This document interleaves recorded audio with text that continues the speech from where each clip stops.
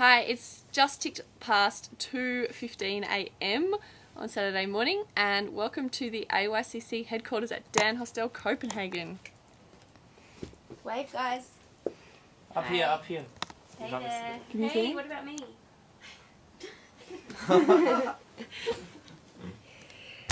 So, despite it being 2:15 AM on a Friday night, when a heap of our international friends are out dancing, we're all here and we're working very hard.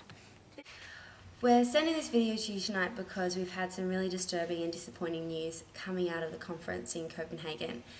Tonight it was announced by China, the US, India and South Africa that they'd come to a meaningful agreement in Copenhagen. Unfortunately, both of those terms were incorrect. An agreement in this context implies that all of the countries in the United Nations would come together to a consensus. However, this was put forward by 4 countries and then talked about as an agreement. This is false, and a number of countries have already come out to say that they disagree with the text in this. Basically the backroom private deal that has been done fails us on 3 counts. Firstly, it undermines the UN process because these 4 countries have gone behind everyone's backs to come up with this dodgy deal, essentially, and it really railroads little countries because a lot of countries weren't even told about it. We even heard that some Pacific Island nations, they had no idea that it was coming, so it just completely wasn't on their radar. And secondly, the targets that are in the agreement are just really woefully inadequate. It says that we want to limit global warming to 2 degrees, but we all know that 2 degrees commits the Great Barrier Reef to destruction. It means that our Pacific Island nations are going to be underwater, so that's not ideal. And also, it doesn't have any numbers for 2020 targets in there. It just has a great big X.